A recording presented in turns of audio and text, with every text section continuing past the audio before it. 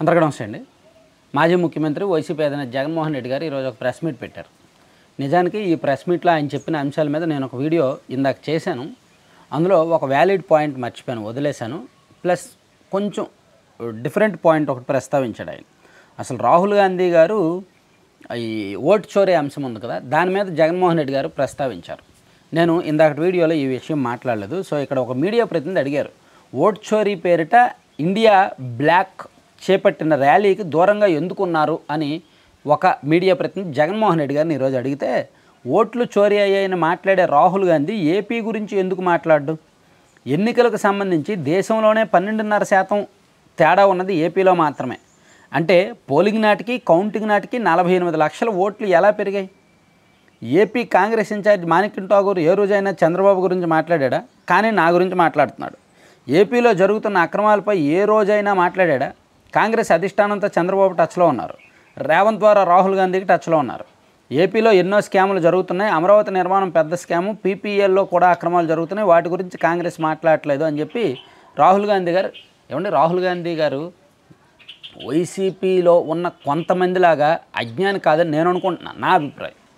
రాహుల్ గాంధీ గారు పెట్టిన press meet చాలా వ్యాలిడ్ పాయింట్లు ఉన్నాయి. అసలు వైసీపీలో ఎవరైనా అంత లాజికల్గా, అంత లీగల్గా అన్ని ఆధారాలతో చెప్పారా? ఆంధ్రప్రదేశ్లో ఈ 12% ఓట్లు పెరిగాయి, కూటమి గెలిచింది, ఈవీఎంల హ్యాకింగ్ వలన గెలిచింది, లేదా ఈవీఎంలు ట్యాంపర్ చేసి గెలిచారనే ఒక అడ్డగోలు వాదన, నిరర్ధక వాదన, నిరాధారమైన ఆరోపణ వాదన తీసుకొస్తున్నారే తప్ప, రాహుల్ గాంధీ గారు ఏం చేశారు? ఒక పార్లమెంట్ నియోజకవర్గం తీసుకొని ఆ పార్లమెంట్ నియోజకవర్గంలో మొత్తం 7 అసెంబ్లీ స్థానాలు ఉంటే 6 అసెంబ్లీ స్థానాల్లో కాంగ్రెస్ పార్టీకి 80,000 లీడ్ వస్తే ఒక్క అసెంబ్లీ స్థానంలోనే బీజేపీకి 1,10,000 లీడ్ ఎలా వచ్చింది? సో దానివలన కాంగ్రెస్ పార్టీ గెలవాల్సిన పార్లమెంటు లోక్సభ స్థానం ఎందుకు బీజేపీ వాళ్ళు గెలిచారు? ఒకే ఒక్క అసెంబ్లీలో ఇంత తేడా ఏ విధంగా జరిగింది అనేది వాళ్ళు సూక్ష్మ స్థాయిలోకి వెళ్ళి వాటర్ లిస్ట్ తీసుకొని 6 నెలల పాటు అధ్యయనం చేసి రిపోర్ట్ బయటపెట్టారు. మీరు ఈజీగా ప్రెస్ మీట్ ముందు మీడియా ముందు కూర్చుంటున్నారు, నోటుకు వచ్చినట్టు మాట్లాడుతున్నారు. అందులో లీగాలిటీ ఉండట్లేదు, లాజిక్స్ ఉండట్లేదు, ఇష్టం వచ్చినట్టు మాట్లాడుతున్నారు. ఏమనంటే 12% ఓటింగ్ ఎందుకు పెరిగింది అంటున్నారు. ఈ 12% అని ఎన్నిసార్లు చెప్తారు? అసలు దీనికి సమాధానం చాలా ఈజీ. ఎందుకు అసలు 12% ఓటింగ్ ఎందుకు పెరిగింది? మీరు ఏమంటారు? అప్పుడు ఏంటది, సాయంత్రం 5 గంటలకు 6 గంటలకు ఈసీ ఎంతైతే లెక్క చెప్పిందో అదే ఉండాలా? సాయంత్రం ఆ రోజు మే 13వ తేదీ 2024 ఏం జరిగింది? సాయంత్రం 6 గంటలకి నిజంగానే మీరు చెప్పినట్టు 70%, 69% ఓటింగ్ జరిగింది. ఈసీ వాళ్ళు అఫీషియల్గా చెప్పారు.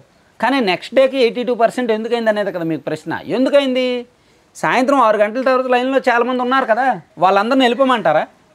ఇదిగో సాయంత్రం 6 అయిపోయిందమ్మా, మీరు ఇంక వెళ్ళిపోండి అంటే అక్కడితో 70% ఆగిపోయేది. మీరు అన్న 12.5% యాడ్ అయ్యేవి కాదు. సో రాత్రి 2 గంటల వరకు 3 గంటల వరకు పోలింగ్ జరిగింది. 2024 శాసనసభ ఎన్నికల్లో రాష్ట్రంలో, ఆంధ్రప్రదేశ్ రాష్ట్రంలో అర్ధరాత్రి 2 వరకు 3 వరకు కూడా పోలింగ్ జరిగింది. అర్ధరాత్రి 12 అప్పుడు కూడా 300 పోలింగ్ బూతుల్లో పోలింగ్ జరిగింది. ఓటింగ్ జరుగుతూనే ఉంది. కాబట్టి ఆ ఓటింగ్ పర్సంటేజ్ నెక్స్ట్ డేకి పెరిగింది. సో అంతే తప్ప నెక్స్ట్ డే ఏదైతే ఓటింగ్ పర్సంటేజ్ 82% ఉందో కౌంటింగ్ రోజు అవే బయటకు వచ్చాయి తప్ప ఎక్స్ట్రా రాలేదు. ఒక ఇల్లాజికల్ వాదన, ఆధారం లేని వాదనని మీరు మొదటి నుంచి చెప్తున్నారు. ఏమనంటే ఈవీఎంలు హ్యాక్ చేస్తారంటారు, ఈవీఎంలు ట్యాంపర్ చేస్తారంటున్నారు. రాహుల్ గాంధీ గారేమి మీరా ఇల్లాజికల్గా మాట్లాడట్లా, ఆయన లాజిక్స్ విత్ ప్రూఫ్స్ మాట్లాడుతున్నారంట. మీరు అటువంటి ప్రెస్ మీట్ ఏమైనా పెడితే, ఇదిగో ఎన్నికల్లో ఏ విధంగా ఓడిపోయారు, ఏ విధంగా కూటమి వాళ్ళు గెలిచారు అనేది పెడితే బాగుండేది అనమాట. దాంతోపాటు పులివెందుల ఎన్నికకి సంబంధించి కూడా జగన్మోహన్ రెడ్డి గారు చాలా మాట్లాడారు. ప్రజాస్వామ్యబద్ధంగా ఎన్నికలు జరగలేదు, రిగ్గింగ్ జరిగింది, సో అన్యాయంగా జరిగాయి, అక్రమాలు జరిగాయి, దౌర్జన్యాలు జరిగాయి, దోపిడీలు జరిగాయి. ఎస్, జరిగాయి. తెలుగుదేశం పార్టీ వాళ్ళు పులివెందుల్లో గెలవడం అనైతికం, అన్యాయం, అక్రమం, అరాచకం, ఒప్పుకుందాం. సేమ్ 2019లో గెలిచాక 2021లో మీరు కుప్పంలో చేసింది వీళ్ళు ఇక్కడ చేశారు. కాబట్టి జగన్మోహన్ రెడ్డి గారు ఈరోజు పెట్టిన ప్రెస్ మీటు 2021లో కూడా పెట్టాల్సింది. లేదా ఈరోజు ప్రెస్ మీట్లో కుప్పంలో ఎలా గెలిచారు వైసీపీ వాళ్ళు అనేది కూడా చెప్పాల్సిందే. ఇదిగో మేము ఇప్పుడు కుప్పంలో ఇలా చేసాము, మేము కుప్పంలో గెలవడానికి మేము కారణం ఇది, మా దగ్గర ఎన్నికల మంత్రదండాన్ని మేము వాడాము, ఇప్పుడు వీళ్ళు ఎన్నికల మంత్రదండాన్ని వీళ్ళు వాడారు అని చెప్పాల్సింది. ఎందుకంటే అంటే ప్రజాస్వామ్యం అని నేను ఇందాక చాలా వీడియోస్లో చెప్తున్నా. ఈ మధ్య 2-3 రోజుల్లో పదే ఎందుకు చెప్తున్నానంటే, దీన్ని సమర్థించకూడదు. కుప్పంలో 2021లో కుప్పంలో జరిగిన ఎన్నికను కావచ్చు, 2025లో పులివెందులలో జరిగిన ఎన్నికను కావచ్చు మనం సమర్థించకూడదు. అధికారంలో ఉన్నాం కదా అని ఎలా పెడా చేసేస్తే ఎలా? సో వాళ్ళు ఇప్పుడు అలా చేశారు కాబట్టి వీళ్ళు ఇప్పుడు ఇలా చేస్తున్నారు. కాబట్టి వీళ్ళని మనం తప్పట్టడానికి లేదు, అలాగని వదిలేయలేం. చూస్తూ ఎన్నికల వ్యవస్థ చెడిపోతుందిగా. అధికారంలో ఉన్నవాళ్ళు అడ్డగోలుగా గెలిచేస్తున్నారుగా. ప్రజాభిప్రాయాలకి, ఓటర్ల అభిప్రాయాలకి విలువ ఉండట్లేదుగా.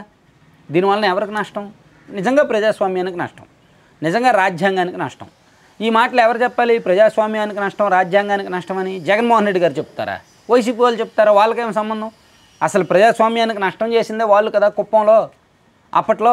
కాబట్టే కదా వీళ్ళు అలా చేశారు.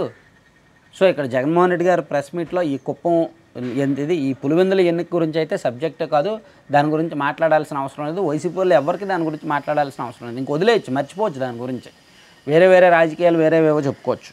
ఎందుకంటే కుప్పంలో మీరు చేసిందే వీళ్ళు ఎక్కడ చేశారనేది గుర్తుపెట్టుకోవాలి. Thank you.